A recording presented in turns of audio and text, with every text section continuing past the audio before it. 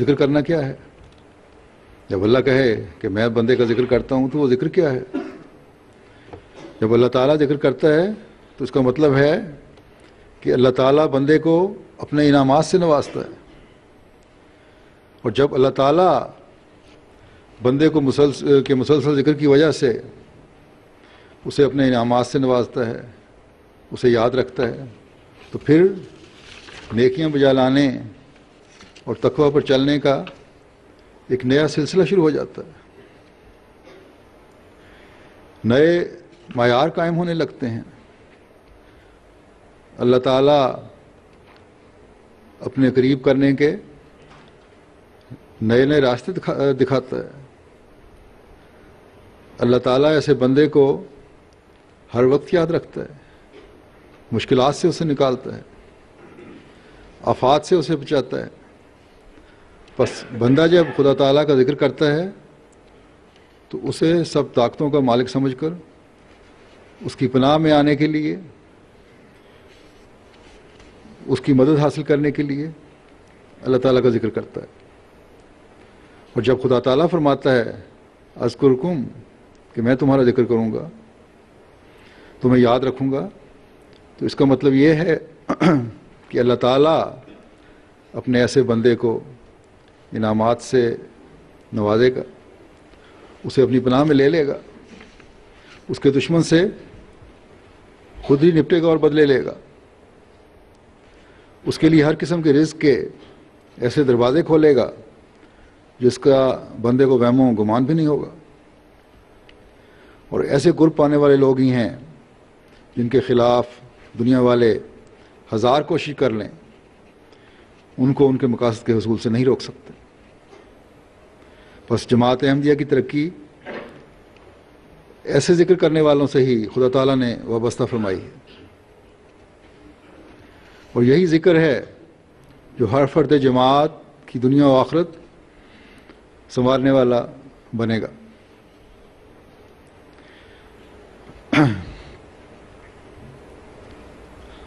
اور اسے بندے کو حقیقی شکر گزار بنائے گا۔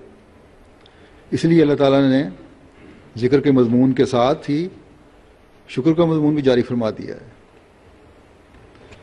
بندے کو خدا تعالیٰ کو یاد رکھنے کی وجہ سے خدا تعالیٰ بندے کو انعام و اکرام سے نوازتا ہے، یہ اللہ تعالیٰ کا فعل ہے۔ اور پھر ان انعامات کو دیکھ کر جب بندہ شکر گزاری کا اظہار کرتا ہے تو پھر اللہ تعالیٰ کے فضلوں کا ایک اور دور شروع ہو جاتا ہے، ایک نیا سلسلہ انعامات شروع ہو جاتا ہے۔ بس اللہ تعالیٰ نے اس آیت میں آخر میں پھر اس طرف توجہ دلائی ہے کہ دیکھنا کبھی ناشکر گزاروں میں سے نہ ہونا، ولا تکفرون، کبھی ان نعمتوں کو رد کرنے والے نہ بن جانا۔ اب کون عقل مند ان تمام فضلوں اور نعمتوں کو دیکھ کر پھر انہیں رد کرنے والا بن سکتا ہے؟ لیکن ہم دیکھتے ہیں کہ انسان لاشعوری طور پر ان کو رد کرنے والا اور ناشکر گزار بن جاتا ہے۔ جب انسان اللہ تعالیٰ کے حکموں پر عمل نہیں کرتا تو بے شک وہ زبان سے اللہ تعالیٰ کے ذکر کا اظہار کرے، لیکن عملی طور پر وہ اللہ تعالیٰ کی یاد کا اظہار نہیں کر رہا ہوتا۔ دنیا میں جب ایک انسان دوسرے انسان کو بہت زیادہ چاہت اور یاد، دوسرے انسان کی بہت زیادہ چاہت اور یاد دل میں بسائے ہوئے ہو تو اس کے منہ کو دیکھتا ہے، یہ دیکھتا ہے کس طرح میں اس کی خواہشات کو پورا کروں، کب وہ کوئی بات کرے اور میں اس پر عمل کروں۔ تو اگر اللہ تعالیٰ کی یاد کا دعویٰ ہے تو اللہ تعالیٰ کی طرف دیکھنا بھی ضروری ہے، اس کے احکامات پر نظر رکھنا بھی ضروری ہے، اس کی دی ہوئی نعمتوں کا شکر گزاری کے جذبات کے ساتھ صحیح استعمال بھی ضروری ہے۔ اور پھر جیسا کہ حضرت مسیح موعود علیہ الصلوۃ والسلام نے فرمایا ہے وہ کیفیت طاری ہوتی ہے جو صحیح شکر گزاری کی کیفیت ہے، جو تقوی سے پیدا ہوتی ہے.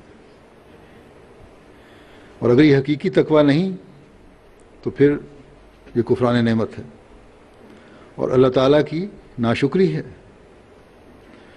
اس ایک آیت میں اللہ تعالیٰ نے مومن کے لیے ایسے راستے متعین کر دیے ہیں جو شکر گزاری سے نکل کر خدا تعالیٰ کا قرب دلانے والے بن جاتے ہیں، اس کے ذکر سے نکل کر اس کی شکر گزاری میں لاتے ہیں، پھر اس کو اللہ تعالیٰ کا قریب ترین کرنے والے بن جاتے ہیں. اور یہی ایک مومن کی خواہش ہونی چاہیے اور ہوتی ہے کہ وہ خدا تعالیٰ کا قرب حاصل کرے. بس یہ مضمون ہے جو ہر احمدی کو اپنے میں جاری کرنا چاہیے. اب میں جیسا کہ میں کہہ چکا ہوں جلسہ جرمنی کے حوالے سے چند باتیں کروں گا. جیسا کہ میں نے کہا کہ اس دفعہ نئی جگہ تھی، اس لیے جہاں بعض سہولتیں نظر آئیں اور آرام دہ انتظام ہوا وہاں بعض خامیاں بھی رہ گئی ہوں گی، بلکہ رہی ہیں. لیکن یہ کوئی ایسی چیز نہیں ہے جس سے انتظامیہ کو بہت زیادہ مورد الزام ٹھہرایا جائے اور پریشان کیا جائے. 100% پرفیکشن تو کسی انسانی کام میں ہو ہی نہیں سکتی. یہ کاملیت تو صرف خدا تعالیٰ کی ذات میں ہے. اس لیے انسانی کاموں میں بہتری کی ہر وقت گنجائش رہتی ہے، اور اس کے لیے اللہ تعالیٰ نے دعا کے مضمون کی طرف توجہ دلائی ہے کہ بندے کا کام ہے کہ عمل کرو، جو طریقے ہیں وہ اختیار کرو، اپنی کوشش پوری کرو، پھر معاملہ اللہ تعالیٰ پہ چھوڑ دو اور دعا کرو کہ باقی جو کمیاں رہ گئی ہیں اللہ تعالیٰ ان کو پورا فرمائے خود.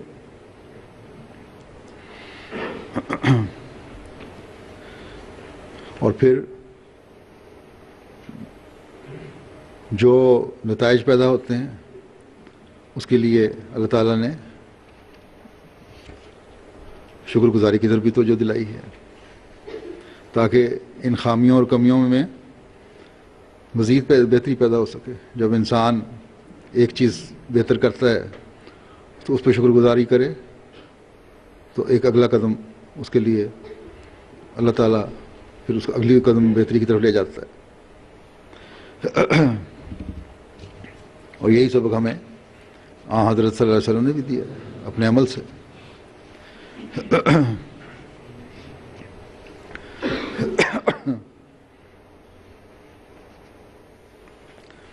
بعض باتیں جو میں نے نوٹ کی ہیں یا جو مجھے بتائی گئی ان میں آئندہ بہتری کے لیے ان کا ذکر کر دیتا ہوں. لیکن اس سے پہلے میں ان لوگوں سے جو صرف تنقید کرنا جانتے ہیں یہ کہنا چاہتا ہوں کہ اگر آپ لوگ حقیقت میں بہتری کے خواہش مند ہیں تو ادھر ادھر باتیں کرنے کے بجائے انتظامیہ کو اپنے مشورے دیں، ان کو وہ نقائص بتائیں جو آپ نے دیکھے، اور کام کرنے والوں کے لیے دعا کریں کہ اللہ تعالیٰ انہیں آئندہ مزید بہتر رنگ میں کام کرنے کی توفیق عطا فرمائے. اور انتظامیہ کو بھی کھلے دل کے ساتھ توجہ دلانے والوں کی باتوں پر غور کرنا چاہیے. اور جلسے کی ایک لال کتاب ہوتی ہے جس میں تمام خامیوں کا ذکر ہوتا ہے. ان کمیوں کو جو حقیقت میں کمیاں ہیں اور جن کے بارے میں توجہ دلائی گئی ہے اس میں اس کا تحریر کیا جانا چاہیے. ایک کمی جس کا انتظامیہ کو بھی احساس ہو چکا ہے وہ ہال میں، مردانہ ہال میں بھی زنانہ ہال میں بھی آواز کی گونج تھی، جس کی وجہ سے پہلے دن میرا خطبہ ہال میں بیٹھے ہوئے تقریباً 1/4 حصہ لوگوں کو صحیح طرح سے سمجھ نہیں آ سکا یا وہ سن نہیں سکے. بعد میں انہوں نے، انتظامیہ نے اس کی اصلاح کی کوشش بھی کی اور کچھ بہتری بھی پیدا ہوئی، لیکن واضح بہتری پھر بھی نہیں تھی. اس لیے آئندہ سال یا تو ساؤنڈ سسٹم کو ٹھیک کرنا ہوگا یا اسٹیج کی جگہ کو بدل کر ٹھیک کرنا ہوگا جیسا کہ بعض لوگوں کا خیال ہے، یا کوئی اور نقص جسے جو بھی ہے اس کو معلوم کرنا ہوگا اور اسے ٹھیک کرنا ہوگا۔ اس چیز کو دیکھنا بہت ضروری ہے۔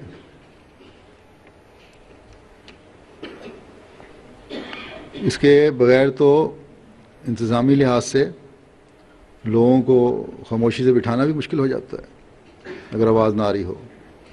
مرد تو شاید خاموشی سے بیٹھے رہتے ہیں، لیکن وہاں بھی جو چھوٹی عمر کے بچے ہیں 10-12 سال کے، وہ نہیں بیٹھ سکتے،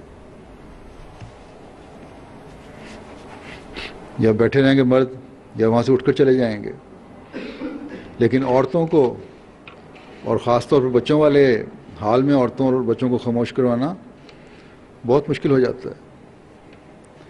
لیکن اس دفعہ میں نے عورتوں میں ایک اچھی بات دیکھی ہے کہ کم از کم میری تقریر کے دوران باوجود اس کے کہ میری آواز واضح ان تک نہیں پہنچ رہی تھی،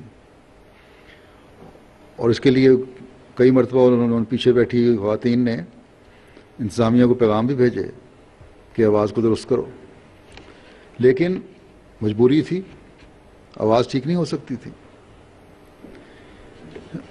لیکن اس کے باوجود بڑی خاموشی اور تحمل سے خواتین بیٹھی رہیں، اور اتنی خاموشی اور تحمل میں نے پہلی دفعہ جرمنی کی عورتوں میں دیکھا ہے۔ بعض کے نزدیک شاید اس کی یہ بھی وجہ ہو کہ ہال ایئر کنڈیشن تھے اور باہر